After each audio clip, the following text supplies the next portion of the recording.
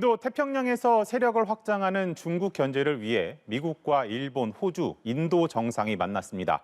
어제 인도 태평양 경제 프레임워크 IPEF 출범에 이어서 연일 중국을 압박하는 모양새인데요. 자, 임광빈 특파원, 먼저 오늘 열린 쿼드 정상회의에서 중국을 견제하는 방안이 논의가 됐다고요? 네, 미국과 일본, 호주, 인도로 구성된 쿼드 정상회의는 오늘 오전 일본에서 열렸습니다.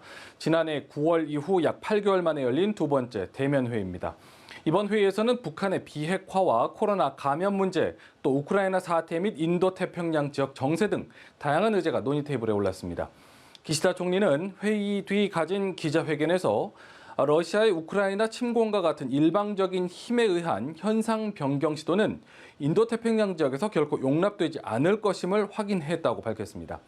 동남 중국해 해양 진출 강화 움직임을 보이는 중국을 견제하려는 의도로 풀이가 되고 있습니다. 4개국 정상은 위성 정보를 인도태평양 지역에 제공을 해서 각국의 방제와 기후변동 대응을 지원하고 또 앞으로 5년간 우리 돈 63조 원 이상을 인프라 분야에 투자해 채무 문제에 직면한 개도국 지원을 약속했는데요. 이 역시 중국 견제에 초점이 맞춰졌다는 평가입니다. 自由で開かれたインド太平洋という共通のビジョンへの強固なコミットメントを国際社会に示す意義、これは極めて大きいと考えます。 자, 어제 중국이 가장 반발했던 것 중에 하나가 유사시 대만의 군사 개입을 할 수 있다 이 같은 바이든 대통령의 발언이었는데요. 하루 만에 번복을 했는데 중국 반응은 어떻습니까? 네, 중국 외교부는 바이든 대통령의 발언에 대해 14억 인민의 대립면에 서지 말라며 반발을 했고 또 국무원 대만판공실은 불장난을 하면 타 죽는다는 격한 표현까지 써가며 경고를 한 바 있는데요. 바이든 대통령이 하루 만에 관련 발언을 번복했습니다.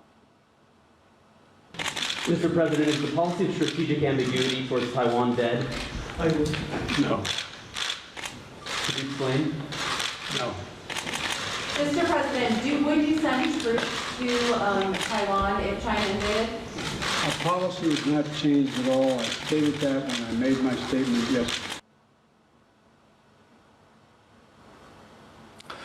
중국 외교부는 오늘 브리핑에서 말장난을 하지 말라라고 바이든 대통령을 쏘아붙였는데요. 대만 문제는 주권과 영토 보전에 관한 것이라며 절대 양보할 수 없는 부분이라는 점을 재확인하면서 강하게 반발했습니다. 동남중국해에서의 해양 주권도 수호하겠다고 강조를 했습니다. 한편 왕이 중국 외교부장이 모레부터 남태평양의 전략적 요충지인 솔로몬 제도와 주변국 등 8개 나라를 방문한다는 계획도 밝혔습니다. 쿼드 등을 통한 미국의 중국 포위 전략에 맞대응하는 전략으로 풀이가 되고 있습니다. 중국은 필요에 따라 중국 함정을 솔로몬 제도에 파견할 수 있도록 하는 내용의 안보협력 협정을 지난달 솔로몬 제도와 체결했는데 주변 국가도 비슷한 협정을 맺기 위한 협상을 진행 중인 것으로 알려졌습니다. 지금까지 베이징에서 전해드렸습니다.